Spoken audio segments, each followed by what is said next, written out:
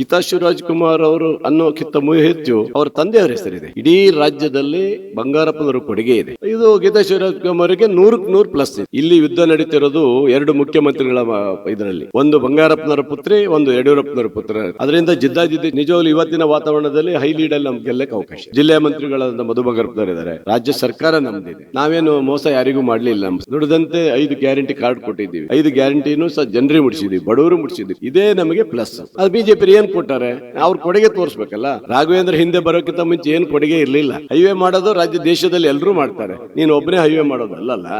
ನಾನು ಏರ್ಪೋರ್ಟ್ ಮಾಡಿದೆ ಅದು ಅಂತ ಯಾರು ಕೇಳಲ್ಲ. ನಿಮ್ಮ ಅಪ್ಪ ಮಕ್ಕಳಿಗೆ ಓಡಾಡಕ್ ಮಾಡ್ಕೊಂಡಿರ್ಬೋದು ಬಿಟ್ರೆ ಜನಸಾಮಾನ್ಯಕ್ಕೆ ಸಿಗಲ್ಲ. ಅವ್ರು ಮಾಡಿದ್ ಒಂದೇ ಸಾಧನೆ, ಅಪ್ಪ ಮಕ್ಕಳು ದುಡ್ಡು ಮಾಡಿದ್ದು, ಅಪ್ಪ ಮಕ್ಕಳು ಆಸ್ತಿ ಮಾಡಿದ್ದು. ಅವರು ಏನು ಜನರಿಗಾಗಿ ಏನು ಮಾಡಿದ್ದಿಲ್ಲ.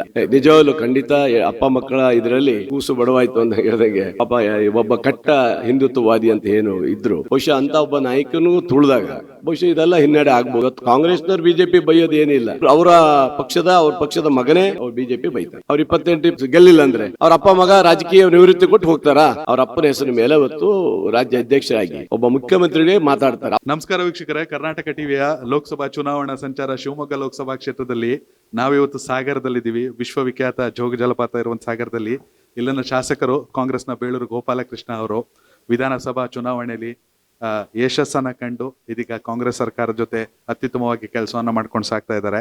ಅವ್ರನ್ನೇ ಮಾತಾಡ್ಸುವಂತ ಸಂದರ್ಭ ನಮಗೆ ಸಿಕ್ಕಿದೆ ಚುನಾವಣಾ ಸಂಚಾರದಲ್ಲಿ. ಸರ್, ಮೊದಲನೇದಾಗಿ ನಮಸ್ತೆ, ಹೇಗಿದ್ದೀರಾ? ನಮಸ್ಕಾರ ಸರ್, ಚೆನ್ನಾಗಿದೆ. ಹೇಗೆ ನಡೀತಾ ಇದೆ ಲೋಕಸಭಾ? ಚೆನ್ನಾಗಿದೆ, ತುಂಬಾ ಬಹುಶಃ 1 ತಿಂಗಳಾಗ್ತಾ ಬಂತು. ಹೆಚ್ಚು ಕಮ್ಮಿ ನಮ್ಮ ಅಭ್ಯರ್ಥಿಗಳು ಸಹ ಎಲ್ಲ ಪಂಚಾಯತಿ ಮಟ್ಟದಲ್ಲಿ ಬರ್ತಾ ಇದ್ದಾರೆ. ಇದು ಬಹಳ ಒಂದು ದೊಡ್ಡ ಸಂದೇಶ ಅಂತ ನಾನು ತಿಳ್ಕೊಂಡಿದ್ದೀನಿ. ಅಭ್ಯರ್ಥಿಗಳು ಯಾವತ್ತೂ ಲೋಕಸಭೆ ಚುನಾವಣೆ ಅಂತ ಹೇಳಿದ್ರೆ ಕೇವಲ ಹೋಬಳಿ ಮಟ್ಟದಲ್ಲಿ ಬರ್ತಾ ಇದ್ರು. ಆದರೆ ನಮ್ಮ ಅಭ್ಯರ್ಥಿಗಳು ಪಂಚಾಯತ್ಗೆ ಮಟ್ಟಕ್ಕೆ ಬಂದು ಎಲ್ಲರ ಜನರಿಗೆ ಸ್ಪಂದನೆ ಮಾಡುವಂಥ ರೀತಿಯಲ್ಲಿ ಮಾಡ್ತಾ ಇದ್ದಾರೆ. ಇದು ಬಹಳ ಖುಷಿ ತರುವಂಥ. ಅದರ ಜೊತೆ ಶಿವಣ್ಣರು ನಾನು ಬರ್ತೀನಿ ಮಲೆನಾಡಲ್ಲಿ ಎಲ್ಲ ಹಳ್ಳಿಗಳಿಗೂ ಬರ್ತೀನಿ ಅಂತ ಹೇಳ್ತಾರಲ್ಲ, ಅಲ್ಲಿ ಹೊಸ ಸಂಚಲನ ನಮಗೆ ಮೂಡಿದೆ. ಅಭ್ಯರ್ಥಿಗಳು ನಿಜವಾಗ್ಲೂ ಇವತ್ತಿನ ವಾತಾವರಣದಲ್ಲಿ ಹೈ ಲೀಡಲ್ಲಿ ನಮ್ಗೆ ಗೆಲ್ಲಕ್ಕೆ ಅವಕಾಶ ಇದೆ. ಸಾಗರ ಅಂದ್ರೆ ಬೇಳೂರು ಗೋಪಾಲಕೃಷ್ಣ ಅವರು ಒಂದು ರೀತಿಯಲ್ಲಿ ಅತಿ ದೊಡ್ಡ ಶಕ್ತಿ, ಜೊತೆಗೆ ಮಧು ಬಂಗಾರಪ್ಪ ಅವರು ಸಚಿವರು, ಗ್ಯಾರಂಟಿ ಯೋಜನೆ ಎಲ್ಲವೂ ಎಷ್ಟು ಪ್ಲಸ್ ಆಗುತ್ತೆ? ಖಂಡಿತ. ನಾವು ಒಂದು ಜಿಲ್ಲೆಯ ಮಂತ್ರಿಗಳಾದ ಮಧು ಬಂಗಾರಪ್ಪನವರು ಇದ್ದಾರೆ. ರಾಜ್ಯ ಸರ್ಕಾರ ನಮ್ದಿದೆ. ಅದರಿಂದ ನಮ್ಗೆ ಹೆದರಿಕೆ ಅನ್ನೋದಿಲ್ಲ. ನಾವು ಜನರ ಹತ್ರ ಹೋಗ್ಲಿಕ್ಕೆ ಅವಕಾಶಗಳಿದೆ. ನಾವೇನು ಮೋಸ ಯಾರಿಗೂ ಮಾಡಲಿಲ್ಲ. ನಮ್ಮ ಸರ್ಕಾರದಲ್ಲಿ ನುಡಿದಂಥ 5 ಚುನಾವಣೆ ಹಿಂದಿನ ಚುನಾವಣೆಯಲ್ಲಿ ಯಾವ ಗ್ಯಾರಂಟಿ ಕಾರ್ಡನ್ನು ನಾವು ಜನರಿಗೆ ಮುಟ್ಟಿಸಿದ್ದೀವಿ ಅದು ಅಷ್ಟು ನಾವು ಕೊಟ್ಟಿದ್ದೀವಿ. ನುಡಿದಂತೆ 5 ಗ್ಯಾರಂಟಿ ಕಾರ್ಡ್ ಕೊಟ್ಟಿದ್ದೀವಿ.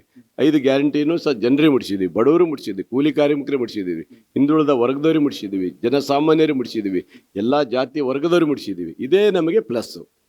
ಇದನ್ನ ಅದು ಯಾರು ನಮಗೆ ಇದು ಮಾಡೋದಕ್ಕೆ ಸಾಧ್ಯಲ್ಲ. ಎಲ್ಲ ನಮ್ಮ ಮನೆ ಕಾರ್ಯಕರ್ತರು ಹೋದ್ರೆ ಖುಷಿಯಿಂದ ಬಾಗಿಲು ತೆಗೆದು ನೀವು ಮತ್ತೆ ಹೊಸ ಕಾರ್ಡ್ ಬಂದ್ರೆ ಅಣ್ಸ್ರಿ ಮನೆಗೆ ಅಂತಾರೆ.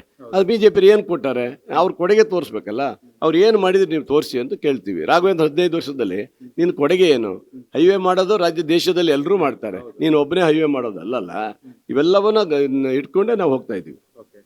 ಮತ್ತೊಂದು ಕಡೆ ಗೀತಾ ಶಿವರಾಜ್ಕುಮಾರ್ ಅವರ ವಿಚಾರದಲ್ಲಿ ಟಿಕೆಟ್ ಅನೌನ್ಸ್ ಆದಾಗ ಇದ್ದಂತ ಚರ್ಚೆಗೂ ಈಗಕ್ಕೂ ಲಾಟ್ ಆಫ್ ಡಿಫ್ರೆನ್ಸ್ ಇದೆ. ಅವಾಗ ಆಟ ನೋಡಕ್ ಬಂದ್ರು ಅನ್ನಂಗಿದೆ, ಈಗ ಆಟ ಗೆಲ್ಲೋಕೆ ಬಂದಿದ್ದಾರೆ ಅನ್ನೋ ರೀತಿ ಟ್ರೆಂಡ್ ಚೇಂಜ್ ಆಗಿದೆ. ಇದು ಒಂದು ಲೋಕಸಭಾ ಚುನಾವಣೆಯಲ್ಲಿ ಅಭ್ಯರ್ಥಿ ಘೋಷಣೆಗಿಂತ ಮುಂಚೆ ಚರ್ಚೆಗಳು ನಡೀತಾನೇ ಇರುತ್ತೆ. ಆದರೆ ಅಭ್ಯರ್ಥಿ ಘೋಷಣೆ ಆದ ನಂತರ ಈಗ ಅವರು ಎಲ್ಲ ಕಡೆ ಬಂದು ತಿರುಗಿದ ಮೇಲೆ ಒಂದು ಗೀತಾ ಶಿವರಾಜ್ಕುಮಾರ್ ಅವರು ಅನ್ನೋಕ್ಕಿಂತ ಹೆಚ್ಚು ಅವರ ತಂದೆಯವರ ಹೆಸರಿದೆ ಆಯ್ತಾ. ಇಡೀ ರಾಜ್ಯದಲ್ಲಿ ಬಂಗಾರಪ್ಪನವರ ಕೊಡುಗೆ ಇದೆ. ರಾಘವೇಂದ್ರ ಹಿಂದೆ ಬರೋಕ್ಕಿಂತ ಮುಂಚೆ ಏನು ಕೊಡುಗೆ ಇರಲಿಲ್ಲ. ಒಬ್ಬ ಪುರಸಭೆ ಮೆಂಬರ್ ಆಗಿ ಬಂದ ಪಾರ್ಟಿ. ಇವರು ಸಹ ರಾಜ್ಯದ ರಾಜಕಾರಣದಲ್ಲಿ ಚಾಪ್ ಮುಡಿಸಿರುವಂಥ ಬಂಗಾರಪ್ಪನವ್ರ ಮಗಳು ಆಗಿದ್ದರಿಂದ ಇವು ಯಾವುದು ನಮಗೆ ಅವ್ರದ್ದು ಇದು ನಮಗೆ ಬರೋದಿಲ್ಲ. ಆ ಕೊಡುಗೆ ಇದೆಯಲ್ಲ, ಬಂಗಾರಪ್ಪನವ್ರ ನಾಯಕತ್ವ ಇದೆಯಲ್ಲ, ಆ ಗಡಿಸಿತ್ತಲ್ಲ, ಅದು ಅವ್ರ ರಕ್ತ ಹರಿತಾ ಇರೋದ್ರಿಂದ ಇದು ಗೀತಾ ಶಿವರಾಜ್ಕುಮಾರ್ಗೆ 100% ಪ್ಲಸ್ ಇದೆ. ಮತ್ತೊಂದು ಕಡೆ ಶಿವಮೊಗ್ಗ ರಾಜಕೀಯನ ತುಂಬಾ ಹತ್ತಿರದಿಂದ ದಶಕದಿಂದ ನೋಡಿದವರು. ಹಿಂದೆ ಯಡಿಯೂರಪ್ಪ ವರ್ಸಸ್ ಬಂಗಾರಪ್ಪ ಇತ್ತು. ಈ ಬಾರಿ ಅಭ್ಯರ್ಥಿ ಗೀತಾ ಶಿವರಾಜ್ಕುಮಾರ್ ವರ್ಸಸ್ ರಾಘವೇಂದ್ರ ಆದ್ರೂ ಕೂಡ ಯುದ್ಧ ಮಧು ಬಂಗಾರಪ್ಪ ವರ್ಸಸ್ ವಿಜಯೇಂದ್ರ ಅಂತ ಚರ್ಚೆ ನಡೆಯುತ್ತೆ ಬೆಂಗಳೂರಲ್ಲಿ. ಇದು ಇಲ್ಲಿ ಯುದ್ಧ ನಡೀತಿರೋದು 2 ಮುಖ್ಯಮಂತ್ರಿಗಳ ಇದರಲ್ಲಿ, ಒಂದು ಬಂಗಾರಪ್ಪನವರ ಪುತ್ರಿ, ಒಂದು ಯಡಿಯೂರಪ್ಪನವರ ಪುತ್ರ ನಡೀತಾ ಇದೆ. ಅದರಿಂದ ಜಿದ್ದಾಜಿದ್ದಿ ಚುನಾವಣೆ ಇದು ನಡೀತಾ ಇದೆ. ಇದು ಹಿಂದೆ ನೋಡಿದ್ದಾರೆ ಜನ ಎಲ್ಲ 5-15 ವರ್ಷ ನೋಡಾಗಿದೆ. ರಾಘವೇಂದ್ರನ ಎಲ್ಲ ನೋಡಿದ್ದಾರೆ. ಅವ್ರು ಮಾಡಿದ ಒಂದೇ ಸಾಧನೆ, ಅಪ್ಪ ಮಕ್ಕಳು ದುಡ್ಡು ಮಾಡಿದ್ದು, ಅಪ್ಪ ಮಕ್ಕಳು ಆಸ್ತಿ ಮಾಡಿದ್ದು, ಅಪ್ಪ ಮಕ್ಕಳು ಬೇಕಾದಷ್ಟು ಖರೀದಿ ಮಾಡ್ಕೊ ಬೇನಾಮಿ ಹೆಸರಲ್ಲಿ ಇಟ್ಕೊಂಡು ಇದ್ದದ್ದು. ಇವು ಮಾಡಿದ್ದಾರೆ ಬಿಟ್ಟರೆ ಅವರು ಏನು ಜನರಿಗಾಗಿ ಏನು ಮಾಡಿದ್ದಿಲ್ಲ. ಏರ್ಪೋರ್ಟು ಇವತ್ತು ಏರ್ಪೋರ್ಟ್ ಅವ್ರು ಮಾಡಿಲ್ಲ ಅಂದ್ರೆ ಈ ವರ್ಷ ಕರ್ನಾಟಕ ರಾಜ್ಯ ನಮ್ಮ ಸರ್ಕಾರ ಬಂದೈತೆ, ನಾವೇ ಮಾಡ್ತಿದ್ದೀವಿ. ನಮ್ಗೆ ಆ ತಾಕತ್ತು ಇತ್ತು ಅಲ್ವಾ?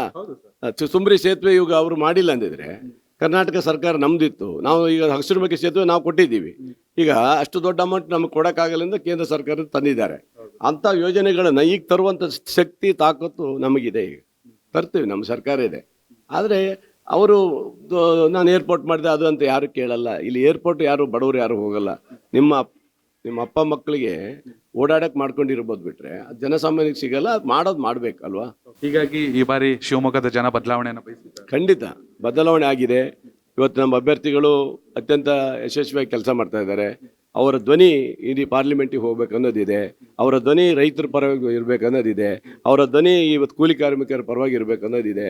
ಅವರ ಧ್ವನಿ ಈ ಜಿಲ್ಲೆಯ ಯಾವ್ಯಾವ ಫ್ಯಾಕ್ಟ್ರಿಗಳು ಮುಚ್ಚೋಗಿದೆ ಅದನ್ನು ಪಾರ್ಲಿಮೆಂಟಲ್ಲಿ ಧ್ವನಿ ಆಗಬೇಕು ಅನ್ನೋದು ನಮ್ಮ ಉದ್ದೇಶ. ಅದು ಧ್ವನಿಯಾಗಿ ಎತ್ತಿ ಅವ್ರು ಕೊಡಲಿಲ್ಲ ಅಂದ್ರೂ ಪರವಾಗಿಲ್ಲ, ರಾಜ್ಯ ಸರ್ಕಾರ ನಮ್ದಿದೆ, ನಾವು ಎಷ್ಟು ಬೇಕಾದ್ರೂ ಕೊಡ್ಲಿಕ್ಕೆ ತಯಾರಿದ್ದೀವಿ. ರಾಜಕೀಯ ಅಥವಾ ಪಕ್ಷ ಅನ್ನೋದು ಬಿಟ್ಟು ಪಕ್ಷಾತೀತವಾಗಿ ನೋಡಿದಾಗ ಈಶ್ವರಪ್ಪನವರ ಫ್ಯಾಕ್ಟರ್ ಎಷ್ಟರ ಮಟ್ಟಿಗೆ ಹೆಲ್ಪ್ ಆಗುತ್ತೆ? ಅದು ಅವ್ರ ನಿತ್ಯದ ಒಳ್ಳೇದಾಯ್ತು. ನಿಜವಾಗ್ಲು ಖಂಡಿತ ಅಪ್ಪ ಮಕ್ಕಳ ಇದರಲ್ಲಿ ಕೂಸು ಬಡವಾಯ್ತು ಅಂತ ಹೇಳಿದಂಗೆ ಪಾಪ ಒಬ್ಬ ಕಟ್ಟ ಹಿಂದುತ್ವವಾದಿ ಅಂತ ಏನು ಇದ್ರು ಬಿಜೆಪಿಯನ್ನು ಕಟ್ಟಿ ಅವತ್ತು ಆ ಕಾಲದಲ್ಲಿ ಯಡಿಯೂರಪ್ಪನವರು ಈಶ್ವರಪ್ಪನವರೇ ಕಟ್ಟಿದ್ದು. ಯಾರ್ಯಾರು ಬಿಜೆಪಿಯನ್ನು ಕಟ್ಟಿದ್ರು, ಬಿ ಶಿವಪ್ಪನಿಂದ ಹಿಡಿದು ಯಾರ್ಯಾರು ಬಿಜೆಪಿಯನ್ನು ಕಟ್ಟಿದ್ರು ಅವರೆಲ್ಲರ ಮೇಲೆ ಹೆಜ್ಜೆ ಇಟ್ಕೊಂಡೇ ಬಂದಿರೋದು ಯಡಿಯೂರಪ್ಪ. ಹಂಗಾಗಿ ಬಹುಶಃ ಅಂತ ಒಬ್ಬ ನಾಯಕನೂ ತುಳಿದಾಗ ಬಹುಶಃ ಇದೆಲ್ಲ ಹಿನ್ನಡೆ ಆಗ್ಬೋದು ಅನಿಸ್ತದೆ. ಹೌದು, ಖಂಡಿತ. ನಾವೇನು ಬೈಯಕ್ಕೆ ಹೋಗಲ್ಲ. ಇವತ್ತು ಕಾಂಗ್ರೆಸ್ನವ್ರು ಬಿಜೆಪಿ ಬೈಯೋದು ಏನಿಲ್ಲ. ಬಿಜೆಪಿ ಬೈಯೋದು ಅವರ ಪಕ್ಷದ ಮಗನೇ ಅವರು ಯಡಿಯೂರಪ್ಪನವರ ಮಗನಿಗೆ ಅವ್ರು ಬಿಜೆಪಿ ಬೈತಾರೆ. ನಿಮ್ಮ ಪ್ರಕಾರ ಸಿದ್ದರಾಮಯ್ಯ ಅವರ ಅನುಭವ, ಡಿ ಕೆ ಶಿವಕುಮಾರ್ ಅವರ ಚಾಣಾಕ್ಷತನ ಜೊತೆಗೆ ನಿಮ್ಗಳ ಪ್ರಾಬಲ್ಯ, ಗ್ಯಾರಂಟಿ ಯೋಜನೆ, ರಾಜ್ಯದಲ್ಲಿ ನಿಮ್ಮ ಸಂಖ್ಯೆ ಎಷ್ಟಾಗಿರುತ್ತೆ ಸರ್? ನನ್ನ ಫಸ್ಟು ನಾನು ನೋಡಿದಾಗ ನಮ್ಮಲ್ಲಿ ಭಾಳ ಕಮ್ಮಿ ಇದ್ದಂಗೆ ಕಾಣ್ತು. ಒಂದು 12-13 ಅಂತ ನಾವು ತಿಳ್ಕೊಂಡಿದ್ದೀವಿ. ಆದರೆ ಇವತ್ತಿನ ವಾತಾವರಣ ನೋಡಿದಾಗ 18ಇಂದ 19, 20ರವರೆಗೆ ನಾವು ಹೋಗ್ತಾ ಇದ್ದೀವಿ. ಅಂದರೆ ನಿಜವಾಗ್ಲೂ ಆಗುತ್ತೆ. ಯಾವ ಯಡಿಯೂರಪ್ಪನವ್ರು 28 ಗೆಲ್ತೀವಿ ಅಂತ ಹೇಳಿದಾರಲ್ಲ, ನೋಡೋಣ ಅವ್ರು ತಾಕತ್ತಿದ್ರೆ 20 ಗೆಲ್ತೀನಿ ಅಂದಾಗ ಯಡಿಯೂರಪ್ಪನವರು ವಿಜೇಂದ್ರ ರಾಜೀನಾಮೆ ಕೊಟ್ಟು ಮನೆ ಹೋಗ್ತಾರಾ? ಅವ್ರು 28 ಗೆಲ್ಲಿಲ್ಲ ಅಂದರೆ ಹೋಗೋದಾದ್ರೆ ಚಾಲೆಂಜ್ ಮಾಡ್ತೀನಿ. ಅವ್ರ ಅಪ್ಪ ಮಗ ರಾಜಕೀಯ ನಿವೃತ್ತಿ ಕೊಟ್ಟು ಹೋಗ್ತಾರಾ? ಯಡಿಯೂರಪ್ಪನವರಿಗೆ ಅರಳು ಮರಳಾಗಿದೆ ಅಂತ ಕಾಣಿದ್ರೆ ಬಹುಶಃ ಅದಕ್ಕೆ ಏನು ಬೇಕಾದ್ರೂ ಮಾತಾಡ್ತಾರೆ. 28 ಹಾಗೆ ಕಾಂಗ್ರೆಸ್ ನಾವು ಶಕ್ತಿ ಇಲ್ವಾ? ನೋಡೋಣ, ಚಾಲೆಂಜ್ ಮಾಡ್ತೀವಿ ನಾವು ಈ ಚುನಾವಣೆನ. ನೋಡೋಣ ಅಪ್ಪ ಮಕ್ಕಳು ಎಷ್ಟು ಗೆಲ್ತಾರೆ ನಾವು ನೋಡೋಣ. ಹತಾಶರಾಗಿ ವಿಜೇಂದ್ರ ಮೊನ್ನೆ ನಮ್ಮ ನಾಯಕರಿಗೆ ಬೈದಿದ್ದಾರೆ ಅಲ್ವಾ? ಅಯೋಗ್ಯ ಅಂತೆಲ್ಲ ಮಾತಾಡಿದ್ದಾರೆ. ಒಬ್ಬ ಬಚ್ಚ ಅವನು, ಒಬ್ಬ ರಾಜಕೀಯ ಬಚ್ಚ ಅವನು. ಯಾವುದೋ ಒಂದು ಇದ್ರ ಮೇಲೆ, ಹಣಕಾಸಿನ ಇದ್ರ ಮೇಲೆ, ದುಡ್ಡಿನ ಮೇಲೆ, ಅವ್ರ ಅಪ್ಪನ ಹೆಸರಿನ ಮೇಲೆ ಅವತ್ತು ರಾಜ್ಯ ಅಧ್ಯಕ್ಷರಾಗಿ ಒಬ್ಬ ಮುಖ್ಯಮಂತ್ರಿಗೆ ಮಾತಾಡ್ತಾರೆ. ಅವ್ರ ಅಪ್ಪಗೆ ನಾವು ಮಾತಾಡಿದ್ರೆ ಏನಾಗುತ್ತೆ? ಅವ್ರ ಅಪ್ಪಗೆ ಯಡಿಯೂರಪ್ಪಗೆ ನಾವು ಕೆಟ್ಟದಾಗ ಮಾತಾಡಿದಾಗ ಅರ್ಥ ಆಗ್ಬೇಕಲ್ಲ. ಅವರು ಒಬ್ಬ ರಾಜಕೀಯ ಕುಟುಂಬದಲ್ಲಿ ಬಂದವರು, ಭಾಷೆಗಳನ್ನು ಹಿಡಿತದಲ್ಲಿ ಇಟ್ಕೋಬೇಕು ಅಲ್ವಾ?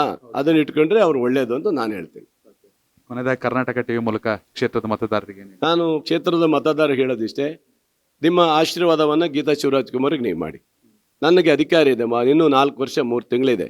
ಈ ತಾಲೂಕಿನ ಜನರ ಎಲ್ಲ ಅಭಿವೃದ್ಧಿ ಪರವಾಗಿ ಕೆಲಸ ಮಾಡಲಿಕ್ಕೆ ಗೋಪಾಲಕೃಷ್ಣ ಬೇಳೂರಿದೆ, ನಮ್ಮ ಸರ್ಕಾರ ಇದೆ. ನೀವೇನು ಹೆದರ್ಕೊಳ್ಬೇಕಾಗಿಲ್ಲ. ನಮ್ಮ ಕೇಂದ್ರ ಸರ್ಕಾರ ದುಡ್ಡು ಏನು ಬೇಡ, ರಾಜ್ಯ ಸರ್ಕಾರ ನಮ್ದಿದೆ. ನಮ್ಮ ಕ್ಷೇತ್ರದ ಅಭಿವೃದ್ಧಿಯನ್ನು ಖಂಡಿತ ನಾನು ಮಾಡಿಕೊಡ್ತೀನಿ. ನಿಮ್ಮ ಆಶೀರ್ವಾದ ಕೊಡಿ ಅಂತ ಕೇಳ್ತೀನಿ ಅಷ್ಟೇ.